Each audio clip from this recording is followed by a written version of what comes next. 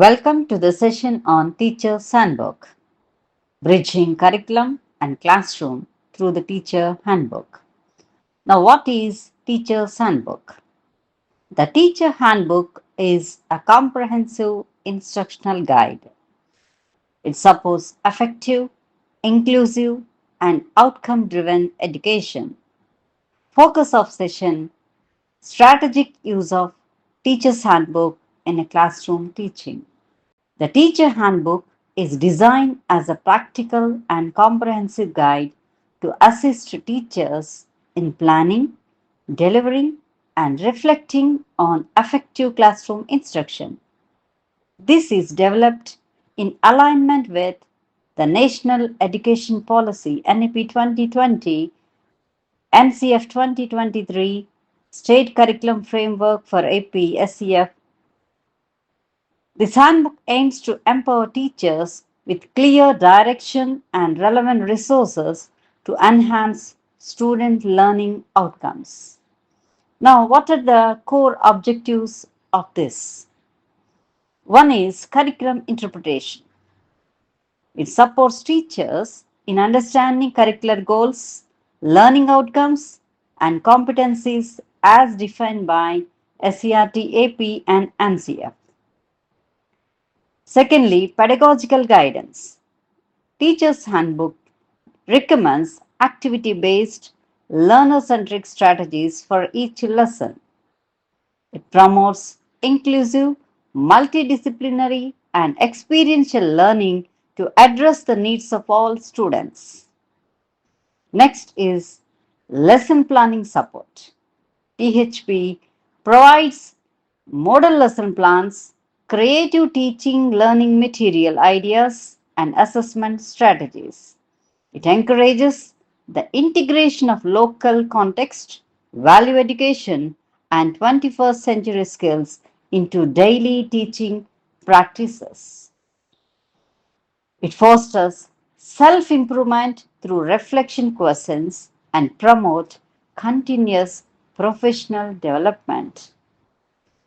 Also, it gives integration of additional teaching supports.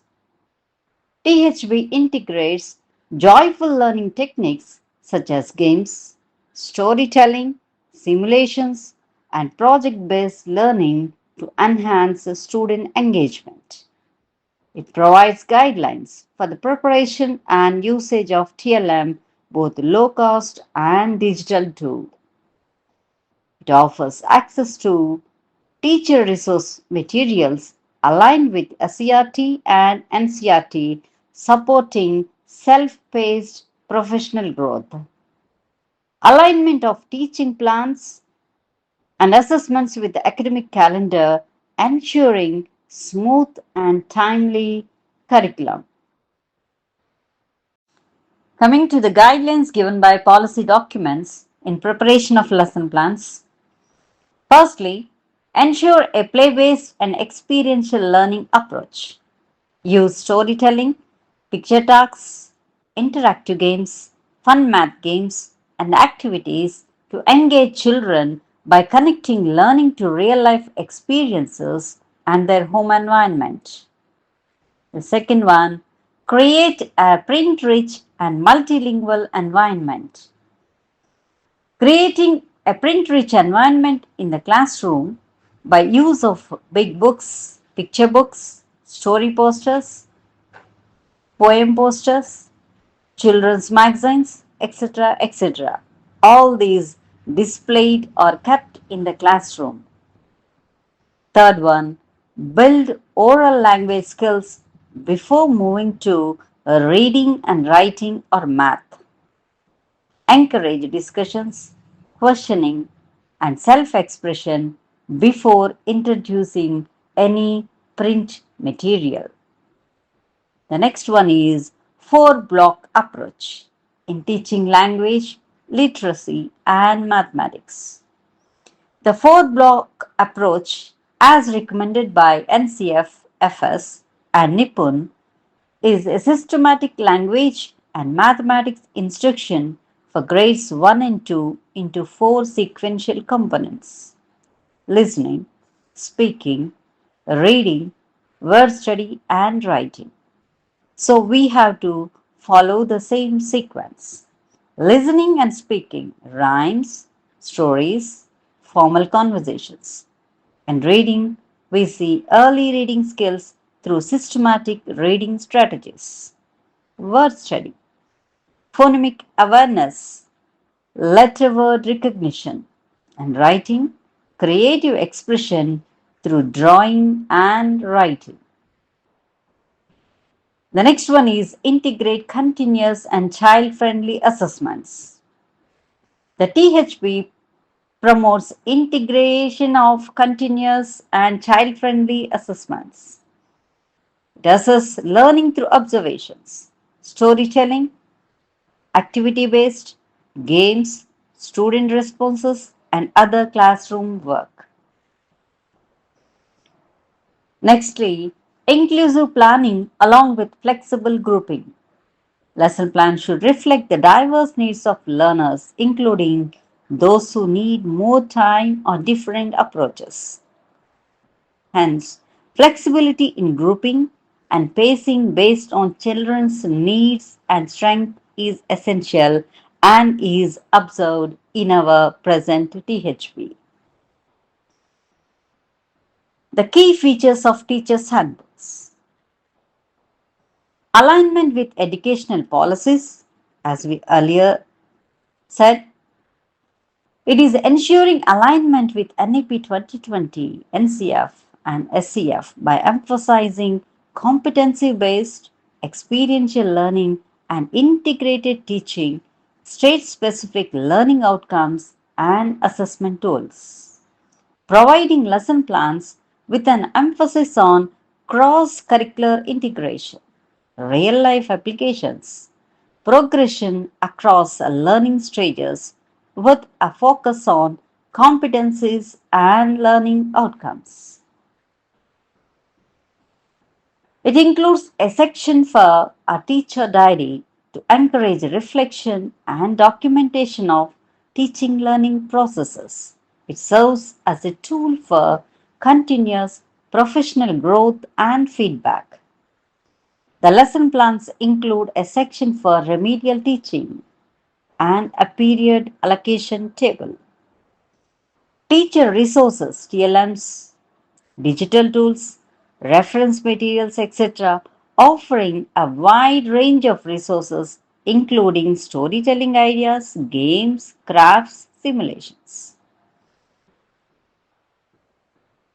Open-ended questions and reflection tool to reinforce deep learning are presented in our THB. Now, how to use our handbook smartly?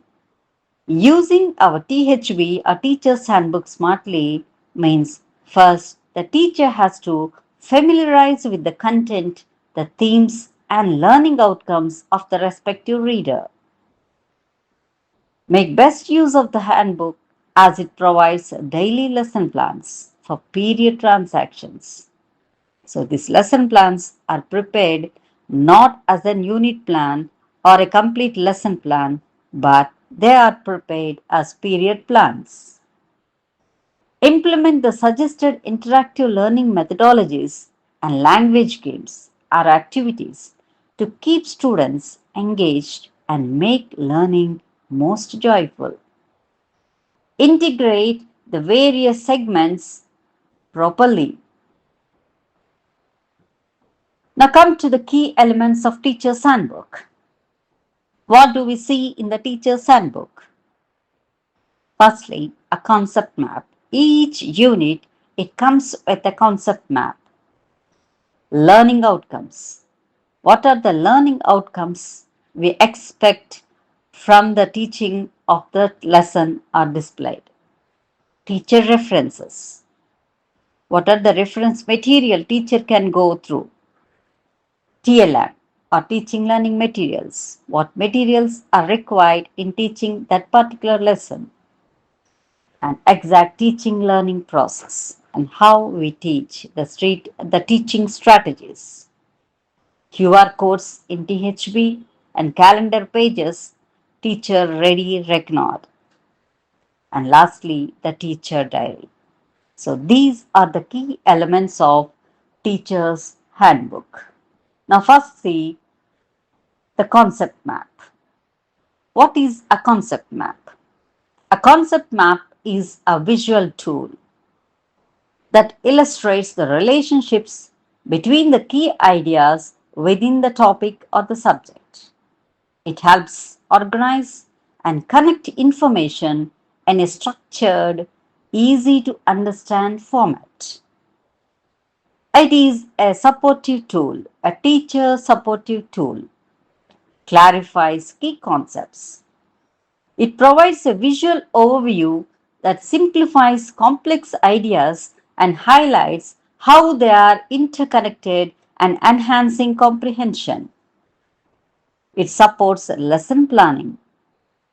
It helps teachers design effective lessons by identifying essential concepts and organizing them logically from broad themes to specific subtopics in a clear and hierarchical manner.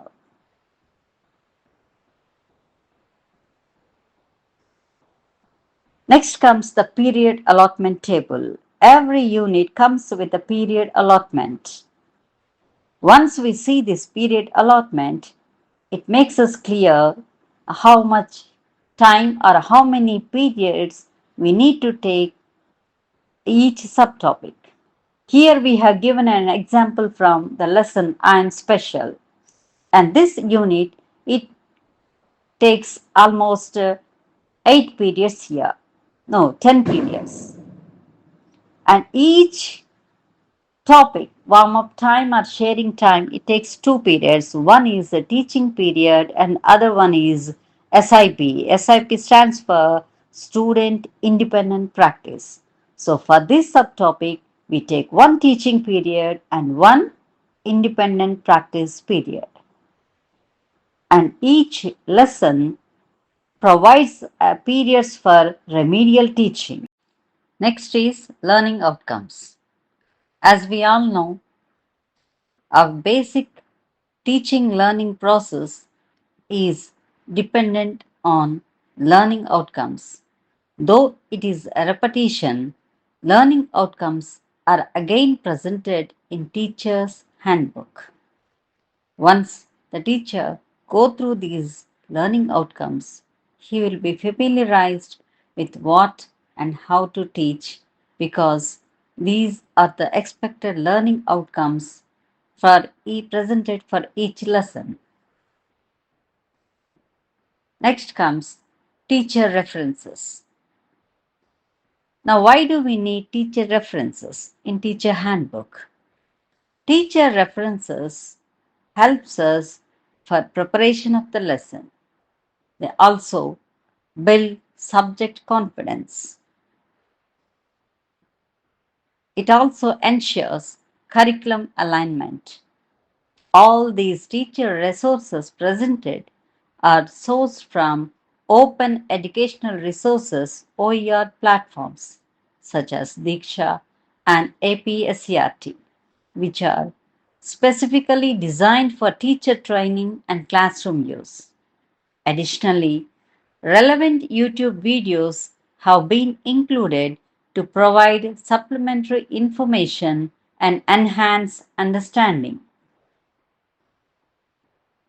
Next comes teaching learning material. As we all know, the use of TLM enhances teaching quality. They provide ready to use resources that make lessons engaging and most effective. They save preparation time, offer structured content and activities aligned with learning goals. Now, the teacher can integrate these materials to clarify concepts and reinforce learning. Also, the teacher can modify the TLM resources presented here to suit different learner needs and classroom context. The next comes teaching learning process. This is the exact process we adapt in the classroom. As we see, teaching learning process in the classroom or the classroom transaction is presented in various steps here. The first one is hook activity. Hook activity is nothing but a motivational activity which is just to draw the student's attention and motivate him or prepare him for the lesson. The next step is explicit modeling. I do. Here, teacher demonstrates the skill or concept of the lesson or topic, clearly setting a strong example. And the next step is group work. We do, wherein the teacher, along with the students, performs some activities. It encourages collaboration, discussion, and peer learning. The next step is independent work. Student independent work. You do. This allows students to apply learning individually, reinforcing understanding. And at the end is closure. This is wrapping up of the lesson with a quick review, reflection, or a takeaway to solidify learning of the student. Now, this is how teaching learning process occur in the textbook, the page. You can see this here. Hook activity, explicit modeling. Next comes group work, we do, followed by independent work, you do. And this is followed by open-ended questions at the end, as you see. So each period ends with certain open-ended questions. These are just a suggestive to the teachers. They can add or use any other questions as per the need. The next is QR codes. Why QR codes are necessary? Because it saves time and they give us real time support. Now, these QR codes are mobile friendly access. We can easily access these by the use of our mobile.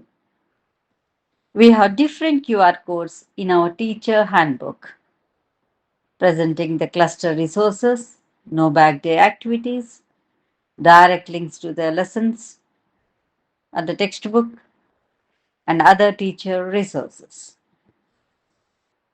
Now let us see a page in teacher handbook to see where these QR codes are. This is a lesson from class 1, Padava. You can see this QR code here, and this is a direct link to the lesson for easy access, right? And other QR codes occur in calendar pages. Okay, these QR codes in the calendar pages, they provide information on no back day activities, cluster meetings, and other teacher resources. So this is QR code in the calendar page. You can see every calendar page. In every calendar page, we see three types of QR codes. One is no back day activities, and the other comes with cluster complex activities, and the thirdly, teacher resources. And these are common for each or for every month. Next is teacher diary and reflective practice. The beauty of the teacher handbook is enhanced by including teacher diary in this. Now, what is a teacher diary? It is simply a tool. Teacher diary is a tool for growth. It is a reflective space where teachers the record or document the lessons they delivered, the strategies they used, and also engagement levels of the students. At the end of each lesson, we see guided reflection questions. What are these guided reflection questions? They are simply an introspective questions. What strategies as a teacher I used? And what strategies worked well to engage these students? And how effective was the group work given? What should be changed or improved for the next lesson? Such reflective questions are presented for the introspection. Now, this is the page as we see in Teacher's Handbook, Teacher's Diary. Just to see the number of the period. So, Teacher's Diary covers all this. The number of the period in which the particular lesson is taken up or particular concept is taught, date, activities taken up, and TLMs used, and remarks. If you are able to complete the lesson in that period, you can record that in the remarks column. Sometimes the teacher may not be able to complete that particular period. So he can record the same in this remarks column. So this purpose of the teacher diary is it tracks lesson delivery. It tracks the concepts covered and number of the periods engaged, ensuring structured and timely syllabus completion. Now let's see the reflective practice. As we are told, each lesson ends with reflection questions. What were some of the specific strategies I used to encourage participation and introspection by the teacher?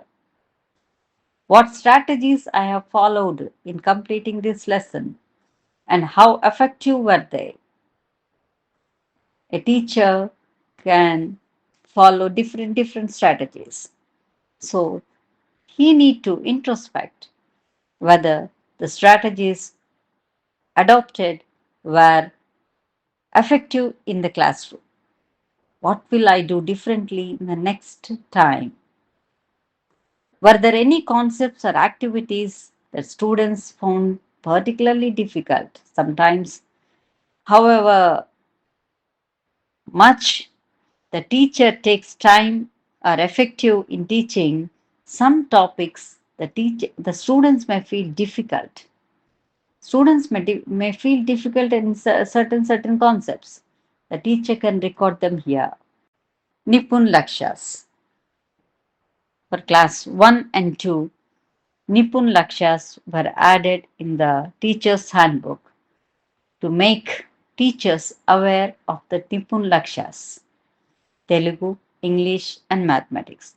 So, teacher's handbook Telugu carries Telugu language Lakshas, and English handbook carries English language Lakshas, and mathematics teacher's handbook records mathematics Nipun Lakshas.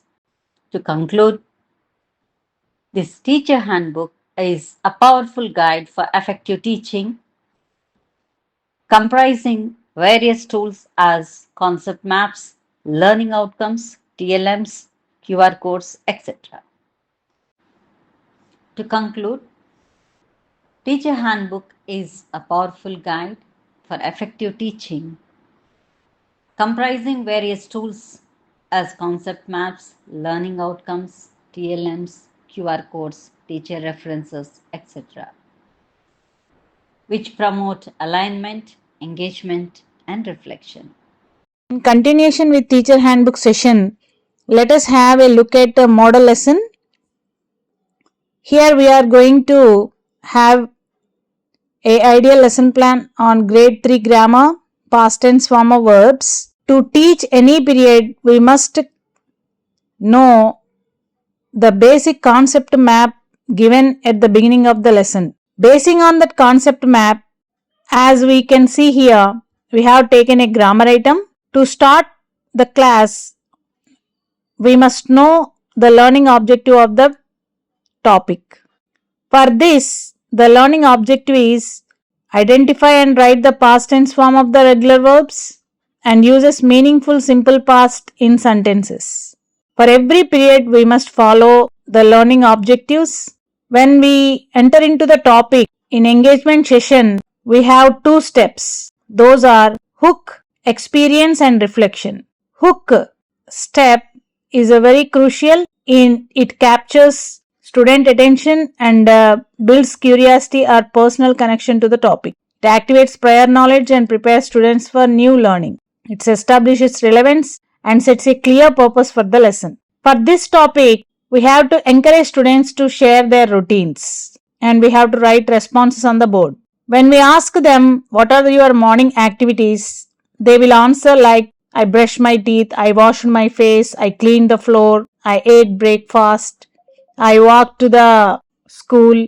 First of all, we have to identify verbs in students' responses and emphasize the importance of action words. After hook activity, we have to engage students in discussion. Ask the question, what is the difference between wash and washed? Wash indicates a present action and washed indicates a completed action in the past. It shows that washed is already completed action. Similarly, we have to give different examples of past tense, how they completed actions in a day life. After experience and reflection, we enter into explicit teaching, that is I do activity. In this, we have to recap regular verb past forms and ask students to read sentences from the textbook. We have to tell them regular verbs in past tense end in ed or d. For example, live, lived, shout, shouted, ask, asked.